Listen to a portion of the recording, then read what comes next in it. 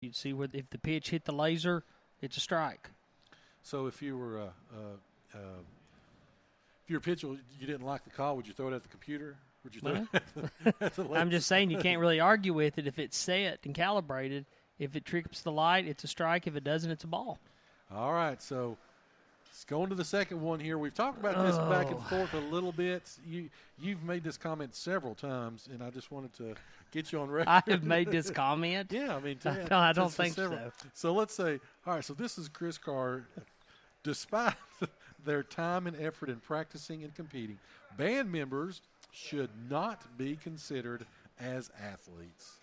Chris, are you tweeting that as a fact, or are you deleting that as one of your many illusions? Can you hear me out first? Nope. Can you be a little bit pregnant? No. This one depends on the school. Oh, my. I'm not naming names, my. but I have noticed some schools we've gone to this year that they really do not seem to have any desire to put on a professional show. Band members are lounging on the field. Some don't have their music memorized. A couple of times this year, I've seen band members waving to people in the stands during a performance. Other schools run their band like an athletic team. You know, a really strenuous show involves split-second timing and teamwork that would rival any football play. Mm-hmm. One year, once at band camp, I lost 15 pounds marching 12 hours a day. So really, some schools, yes, they are athletes and very athletic, and you can look at the shows and tell. Other schools, not so much. Should should bands receive athletic funds? You think about most. That's kind of like the laser strike zone. I'll have to ponder that one because that gets into a little bit of a Pandora's box, if you will, open because. If you are considering or not considering, because it's when bands go on to competitions, they have to raise their funds themselves. Most do, and but if they receive athletic competition money, of course, the revenue generating, especially in this region, is usually basketball and football. Well, that's what I was getting ready to say. Band doesn't have a way of generating ticket sales, right? So I don't want to be misconstrued and say that all bands are not athletic. As far as receiving athletic funds, I kind of think you would have to contribute to the athletic fund in order to receive benefits from the athletic fund. I'm going to go out and say I believe that it is. I think you should delete that. I think that bands are, because what you were talking about there, I think is a reflection upon the coaching, the band director. If they're not going to not drill them, but if they're not going to practice to the point that is a presentation to be proud of, I think that because those kids aren't at fault for some I of that. agree. I think that. I mean, I've seen band students pass out before at Right. summer rehearsals and that kind of thing.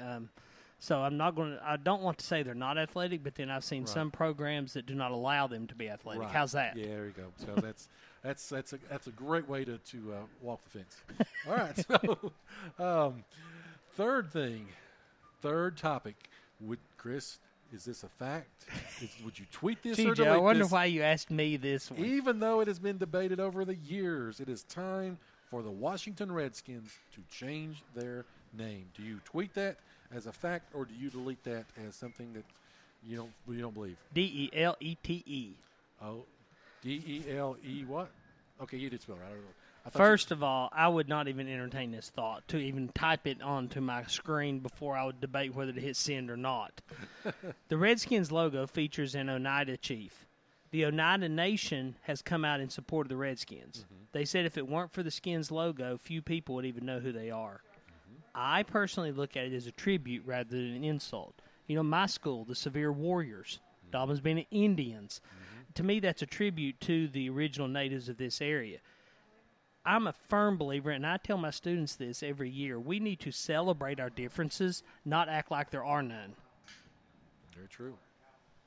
Good job. No, I believe, especially this area as well. Like you were talking about, it's a reflection upon the people that were here. It's part of our heritage. It's and it's not, they're not. It's not something that they're trying to come out and say, oh, we're putting you down. I mean, it's like you said, it's a celebration. So. Well, and we do have this discussion because we study different cultures in school, and I always tell them that I think it's pointless to act like we all look the same and we all have the same background, because we don't. Right. And I say to my students, imagine how boring and scary life will be if everyone looked just like me. Instead, I much prefer. That's the same reaction my students have. But I like celebrating our differences, not masking them. Masking. All right, so number 4, the fourth thing on Tweet It or Delete It. Mr. Carr says, I believe that no matter the sport, the very best college team could beat the worst professional team at a neutral site. I'm going to reference what you just said about Big Ten football. Delete it. Delete it. Professional teams are made up of the best of the best. Mm-hmm. Only around 7% of high school athletes actually play in college. Mm-hmm. Of that number, only 2% make it to the pros. Mm-hmm. You know, occasionally a college team might be able to pull an upset, but in general, I think professional teams would dominate. So if you took, of course, right now, I guess this year you're talking about Alabama, LSU, Clemson. I would take Ohio the Dolphins State, anytime. and put them against. So you'd take the Dolphins. I would. With Josh Rosen. I would. Simply because, like you said, the speed of the game, the physical matchup, I just don't think there's a comparison. Yeah, I think I agree as well. I think that I think they would. I think they would do. They would have an upset or two, but I don't think it would be a consistent basis. They wouldn't. They wouldn't be 6-4 against them or anything like that. But anyway, so, all right. So let's go with number 5. The fifth thing that Chris says: every college athlete should be drug tested each week during their season. No exceptions. Tweet that or delete that. Tweet it. Tweet it. I know a former high school coach who used to drug test his players. Mm-hmm. He said he did it not because he thought his players were using drugs, but because it gave them an excuse not to. I think that if the players know they're going to be tested and they know the repercussions of it, drug use among athletes would drop dramatically. The problem with that plan, though, is how you're going to pay for it. Mm-hmm. And your solution to that is? I identify problems. I let other people come up with solutions. But it's like a hanging chad. It's just, you've identified that there's a problem, but how are you going to solve it? Are you going to count the... Well, first of all, it's not a problem because they're not actually doing it yet, but I do think it would be a good idea. And I think that the drug use among athletes would drop if they know without a doubt they're going to be tested. Right. No, I do as well. I think it would curtail a lot of what we're seeing and moving forward. So, did we actually agree on all 5 of these today? No, we didn't. So, anyway, all right. So let's talk a little bit about the Lehigh Generals. Alec Haston has come in. He's the new head football coach at Lehigh, and they come in at 0-6. They've been competitive in a couple games, but really since early in the season, of course, they got blasted by Union, Eastside, a few other teams, J.I. Burton. But this year, of course, they've got Noah Sage, offensive lineman, as well as Collie Cottrell. As Coach said, they're big up front. They don't have a lot of speed. Of course, they want to slow the game down. They want to take time off the clock.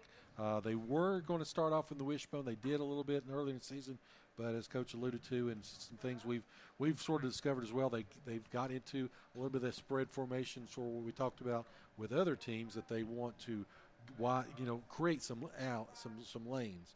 Again, you start talking about Calhoun and Davidson and some of these strong guys they want to spread out, maybe do some quick traps inside and see what they can do. Of course, you got Nick Napier and Justice Fannin, that as well as Hunter Parkley. That's some of the skill kids that they do have. But again, an 0-6 team coming to Legion Field in a rivalry game, I think, is a dangerous situation. Definitely, and it sounds like their strength is going to play into potentially some Gate City weaknesses. If they have that big of a line and they're able to penetrate through and put some pressure on Reed, he's going to rush some of his passes. That could affect the running game there. But if our O-line can hold them off for a little bit, Gay City's shown the ability to score quickly and often with the deep passes.